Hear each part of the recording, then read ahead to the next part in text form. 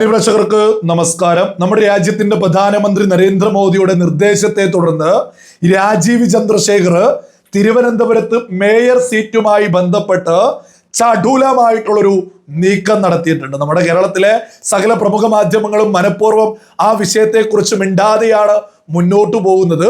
നമുക്ക് ഏതായാലും ആ ഒരു വിഷയത്തെക്കുറിച്ചൊന്ന് പരിശോധിക്കാം. അതിനു മുമ്പേ ആയിട്ട് മുൻ മേയർ ആര്യ രാജേന്ദ്രൻ ചെയ്തിട്ടുള്ളൊരു വിവരക്കേട് നമുക്കൊന്ന് കേട്ടു നോക്കാം. 2020 കോർപ്പറേഷൻ തെരഞ്ഞെടുപ്പിന് പ്രചരണം നടത്തിയത് നമ്മുടെ മുന്നിലുണ്ട്.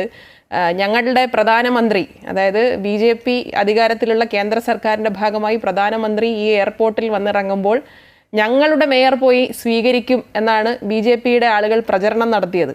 ഇപ്പോഴും അവർ ആ പ്രചരണം നടത്തുന്നുണ്ടല്ലോ. കേന്ദ്ര നേതാക്കൾ മുതൽ ഏറ്റവും മുതിർന്ന നേതാക്കൾ മുതൽ എല്ലാവരും തിരുവനന്തപുരം കോർപ്പറേഷൻ പിടിക്കും എന്ന വ്യാമോഹത്തോടു കൂടി നടക്കുന്നതാണ് നമ്മൾ കണ്ടുകൊണ്ടിരിക്കുന്നത്. നിങ്ങൾ കേട്ടില്ലേ? തദ്ദേശ തിരഞ്ഞെടുപ്പിന് ഒരു മാസം മുമ്പേ, അതായത് മുമ്പേ ആയിട്ട് അമൃത ന്യൂസിന് കൊടുത്തിട്ടുള്ള ഒരു അഭിമുഖത്തിലെ ചെറിയൊരു ഭാഗം വലിയ ആവേശത്തിൽ വിളിച്ചു പറയാണ്. 2020 BJP പറഞ്ഞിരുന്നു ഞങ്ങളുടെ മേയറാണ് പ്രധാനമന്ത്രിയെ സ്വീകരിക്കുക എന്ന്. എന്നിട്ട് എന്തായിരുന്നു സംഭവിച്ചത് എന്നു മാത്രമല്ല, 2025 ഈ ഇലക്ഷനിൽ സകല കേന്ദ്ര മന്ത്രിമാരും ഇറങ്ങുന്നുണ്ടല്ലോ എന്നൊക്കെയാണ് പറയുന്നത്. ഇതൊക്കെ പറഞ്ഞു നടന്ന ആര്യ രാജേന്ദ്രന് ഇപ്പോ എന്തു പറയുന്നു? ഭാരതീയ ജനതാ പാർട്ടിയുടെ മേയർ തന്നെ രാജ്യത്തിന്റെ പ്രധാനമന്ത്രി നരേന്ദ്രമോദിയെ തിരുവനന്തപുരം എയർപോർട്ടിൽ നിന്ന് സ്വീകരിക്കുമെന്നുള്ളത് കേരള ജനത, പ്രത്യേകിച്ച് ആര്യ രാജേന്ദ്രനും ടീമൊക്കെ കൃത്യമായിട്ട് അങ്ങ് തിരിച്ചറിഞ്ഞില്ലേ? മറ്റൊരു കാര്യവും ആര്യ രാജേന്ദ്രൻ ഉൾപ്പെടെയുള്ള സകല മോദി വിരുദ്ധർക്കും കൂടി അങ്ങ് മുന്നോട്ട് വെക്കാം. അതായത് 2020 ഭാരതീയ ജനതാ പാർട്ടി നരേന്ദ്രമോദിയെ തിരുവനന്തപുരത്തെ മേയർ സ്വീകരിക്കുമെന്ന് പറഞ്ഞ സമയത്ത് നിങ്ങളോട് ആരെങ്കിലും പറഞ്ഞിരുന്നോ 2020 ഞങ്ങൾ മേയർ സ്ഥാനം പിടിക്കുക എന്നുള്ളത്? കൃത്യമായ ലക്ഷ്യത്തോടുകൂടി, കൃത്യമായ പ്ലാനിങ്ങോടുകൂടി രാജ്യത്ത് വർക്ക് ചെയ്യുന്ന ഏക പാർട്ടിയാണ് ഭാരതീയ ജനതാ പാർട്ടി.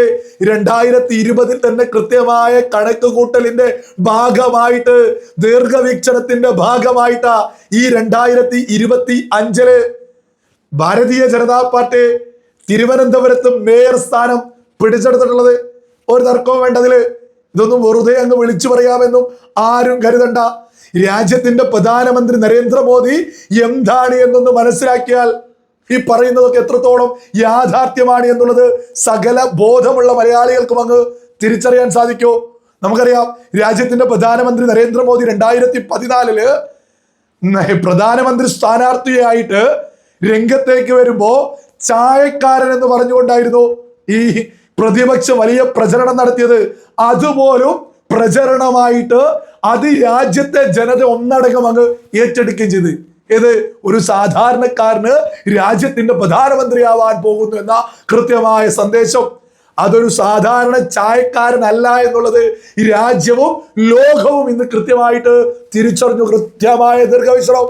ഞാൻ അതിന്റെ ഒരു ചെറിയൊരു ഉദാഹരണം ഒന്ന് മുന്നോട്ട് വെക്കാം. 2014 രാജ്യത്തിന്റെ പ്രധാനമന്ത്രി നരേന്ദ്രമോദി അധികാരമേറ്റ ഉടനെ പ്രഖ്യാപിച്ചോ 2047 ഇന്ത്യ ഒരു വികസിത രാജ്യമാവും, ഭാരതം ഒരു വികസിത രാജ്യമാവോ. ഇത് കേട്ട് രാജ്യത്തെ പ്രതിപക്ഷം സകല മോദി വിരുദ്ധരും ഉറഞ്ഞുതുള്ളി ഇതിനേക്ക് അങ്ങ് പുച്ഛിച്ച് തള്ളിയോ. ഇയാള് 2019 ആകുമ്പോഴേക്ക് അങ്ങ് മാറില്ലേ എന്ന ഒരു ധാരണയായിരുന്നു. എന്നാൽ 2019 നരേന്ദ്രമോദി തന്നെ അധികാരത്തിലെത്തുന്നു. 2019 അധികാരത്തിലെത്തിയപ്പോഴും അതേ പുച്ഛഭാവം.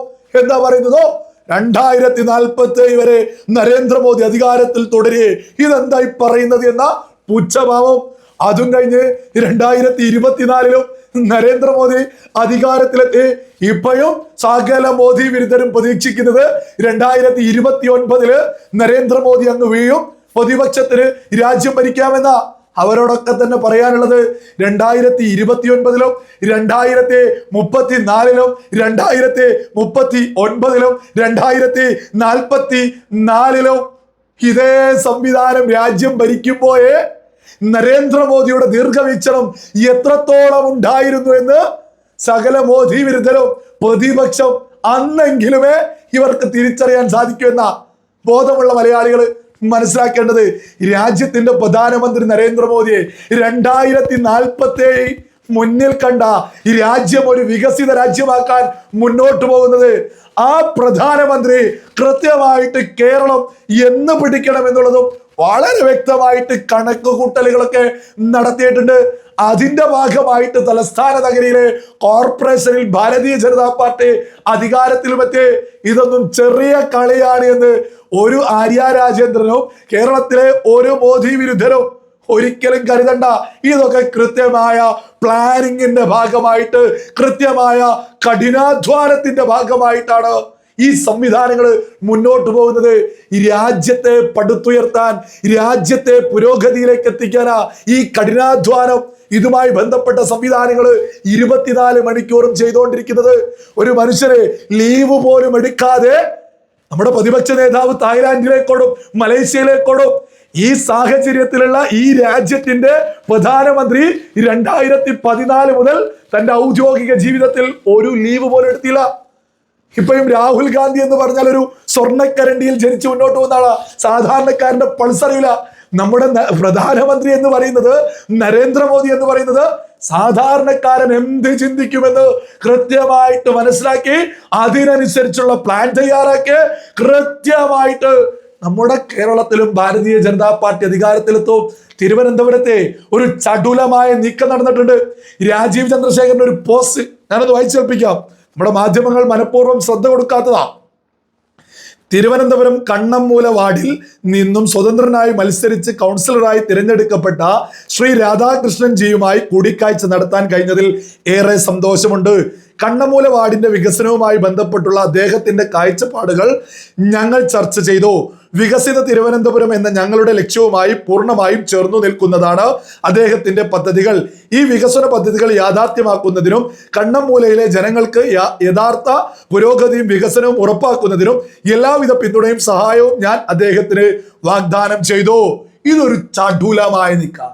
നമ്മുടെ തിരുവനന്തപുരത്തെ സ്വതന്ത്രനായിട്ട് വിജയിച്ച കൗൺസിലറെ BJPക്ക് ഒപ്പം കൂട്ടി ഭാരതീയ ജനതാ പാർട്ടിക്ക് കൃത്യമായ ഭൂരിപക്ഷത്തിലേക്ക് 51 എന്ന മാജിക് നമ്പറിലേക്ക് ഭാരതീയ ജനതാ പാർട്ടി എത്തിയിട്ടുണ്ട്. കൃത്യമായിട്ട് നരേന്ദ്രമോദിയുടെ നിർദ്ദേശത്താൽ രാജീവ് ചന്ദ്രശേഖരന്റെ ചടുലമായ നീക്കം നമ്മൾ കണ്ടിട്ടുള്ളത്.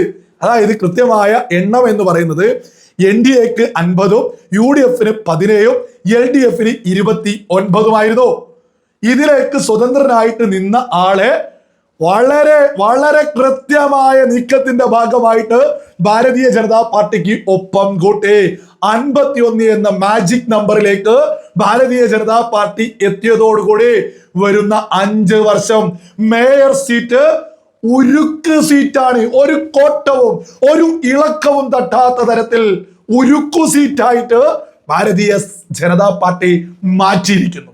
ഒരു ആട്ടവും ഇനി ഈ 5 കൊല്ലത്തേക്ക് ആ സീറ്റിന് സംഭവിക്കാൻ പോകുന്നില്ല. അതേസമയം UDFും LDFും ഒരുമിച്ച് നിൽക്കുന്നതിനെ കുറിച്ചുള്ള ചർച്ചകളിലാണ് ഇപ്പോഴും. അതേസമയം BJP അതൊക്കെ മറികടന്ന് ബഹുദൂരം മുന്നിലെത്തി വരുന്ന 5 വർഷത്തേക്ക് മേയർ സീറ്റ് കൃത്യമായിട്ട് തങ്ങൾക്കൊപ്പം ഉറപ്പിക്കുകയും ചെയ്തു. ഇതാണ് ഭാരതീയ ജനതാ പാർട്ടി. ഈ പാർട്ടി കൃത്യമായ പ്ലാനിങ്ങിലൂടെ കേരളം പിടിക്കുമെന്നുള്ളതിലൊന്നും ഒരു തർക്കമില്ല. ഇതൊക്കെ യാഥാർത്ഥ്യങ്ങളാണ്. ഞാൻ ഇതൊക്കെ കൃത്യമായിട്ട് വിളിച്ചു പറയുന്നത് കൊണ്ട് എന്നോട് എന്തെങ്കിലും കുരു പൊട്ടിയിട്ടൊന്നും ഒരു കാര്യമില്ല. ഭാരതീയ ജനതാ പാർട്ടിയുടെ പ്ലാനാണിത്. ഇത് കൃത്യമായിട്ട് അവർ ഇംപ്ലിമെന്റ് ചെയ്ത് ഇവിടെ പിടിക്കൂ. ഒരു തർക്കമില്ല വേണ്ട. ഇവരോട് മുട്ടാനൊന്നും ഇവിടെയുള്ള ഇടതിനോ വലതിനോ ആംബിയർ പോലും ഇല്ല എന്നുള്ളതാ സകല ആളുകളും തിരിച്ചറിയേണ്ടത്.